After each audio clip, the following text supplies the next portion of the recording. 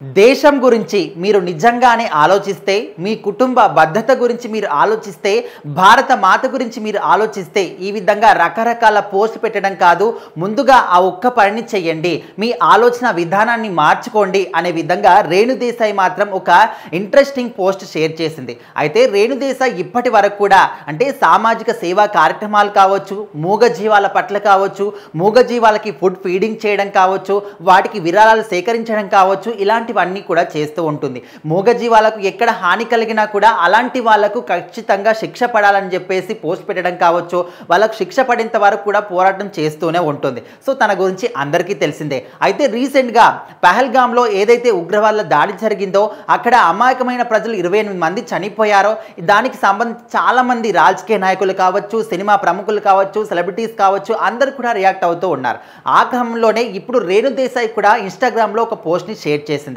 అందులో తను చెప్పిన మాటలు వింటే ప్రతి ఒక్కరు కూడా అరే ఇది నిజమే కదా, ఈ విధంగా ఆలోచిస్తే బాగుంటుంది కదా అని ప్రతి ఒక్కరు కూడా తనకి మద్దతు తెలుపుతూ ఉన్నారు. అసలు ఆ పోస్ట్లో ఏముంది అనే దాని గురించి మనం ఆలోచిస్తే అందరూ కూడా దేశం కోసం మాట్లాడుతున్నారు, అది చేస్తాం ఇది చెప్తాం అని మాట్లాడుతున్నారు, కానీ అసలైన విషయాన్ని మాట్లాడలేదు. అయితే అక్కడ పాకిస్తాన్కి, టర్కీ కానీ చైనా లాంటి దేశాలు సపోర్ట్ చేస్తూ ఉన్నాయి. అయితే మన ఇండియాలో చైనాలో తయారయ్యే చాలా ప్రోడక్ట్స్ కూడా అన్ని రన్నింగ్లో ఉన్నాయి. చిన్న చిన్న వస్తువుల దగ్గర నుంచి పెద్ద వస్తువుల దగ్గర వరకు ప్రతి ఒక్కటి కూడా మెయిన్ ఇన్ చైనా అనే విధంగా మనం ప్రతి ఒక్క దాని మీద కూడా చూస్తూనే ఉన్నాం. సో అలాంటి వస్తువుల్ని మనం ఎందుకు వాడాలి? మన మీద దాడి చేసినటువంటి ఒక ఉగ్రముఖులు ఉన్నటువంటి పాకిస్తాన్ దేశాన్ని చైనా వాళ్ళు సపోర్ట్ చేస్తూ ఉన్నారు. అంటే మన దేశాన్ని నాశనం చేయడానికి వాళ్ళు ఒక ఆలోచనలో ఉన్నారు. అలాంటప్పుడు చైనా నుంచి వచ్చే ప్రోడక్ట్స్ని మనం ఎందుకు వాడాలి?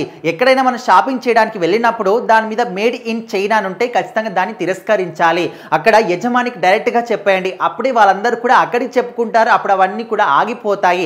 ఇలాంటి ప్రతీకార చర్యలు చేయాలి అనే విధంగా తను మాత్రం చెప్పడం జరిగింది. అండ్ అదేవిధంగా తను కూడా అంటే నేను కూడా ఇప్పటి వరకు చాలానే చైనా ప్రోడక్ట్స్ కొన్నాను, కానీ ఇక మీదట అలాంటివన్నీ కూడా నేను నిషేధిస్తున్నాను. మీరు కూడా ఇదే విధంగా ఆలోచించండి, దేశం కోసం మీరు కూడా పాటుపడండి. ఎందుకంటే మనం ఎప్పుడు కూడా అక్కడ ఉన్నటువంటి పాకిస్తాన్ దేశం మీద కానీ వాళ్ళ మీద ఎప్పుడు కూడా ఒక పగపూరితంగా శత్రువులాగా చూడలేదు, కానీ వాళ్ళు మాత్రం ఎప్పటికప్పుడు మన మీద దాడులు చేస్తూనే ఉన్నారు, మనని ఒక శత్రు దేశంగానే చూస్తూనే ఉన్నారు. అలాంటప్పుడు మనం ఇంకా ఎన్ని రోజులు సహనం పట్టాలి అనే విధంగా తను కూడా మాట్లాడడం జరిగింది. ఏదేమైనప్పటికీ ఈ పోస్ట్ పెట్టిన తర్వాత సపోర్ట్ చేయకుండా దాన్ని కూడా కొంతమంది వేరే రకంగా కామెంట్లు కూడా పెడుతున్నారు. ఏ విధంగా అంటే ఓకే మీరు చెప్పిన మాటలు బాగానే ఉన్నాయి, ఆలోచన వరకు ఓకే, కానీ మన ఇండియన్ గవర్నమెంటే చైనా ప్రోడక్ట్స్ని ఆపేస్తే ఇంకా బాగుంటుంది కదా, అలాంటప్పుడు చైనా నుంచి ఎలాంటి ప్రోడక్ట్స్ మన దేశానికి రావు కదా, అప్పుడు టోటల్గా మనం వాటిని నిర్మూలించినట్టు అవుతుంది కదా అనే విధంగా వాళ్ళు కూడా మాట్లాడుతున్నారు. సో ఒక రకంగా చూసుకుంటే అది కూడా కరెక్టే. ఏదేమైనప్పటికీ చైనా కావచ్చు, టర్కీ కావచ్చు, ఇలాంటి దేశాలు పాకిస్తాన్కి మద్దతుగా నిలుస్తున్నాయి కాబట్టి వాళ్ళ నుంచి వచ్చేటువంటి ఇలాంటి ప్రోడక్ట్స్ని మనం ఆపేస్తే ఖచ్చితంగా వాళ్ళకు అరే ఇండియన్ యొక్క వాల్యూ ఏంటని ఖచ్చితంగా అర్థమవుతుంది. ఏదేమైనప్పటికీ రేణు దేశాయ్ పెట్టిన ఈ పోస్ట్ మాత్రం చాలామంది రీషేర్ చేస్తూ ఉన్నారు, చాలా మటుకు వైరల్ కూడా అవుతుంది.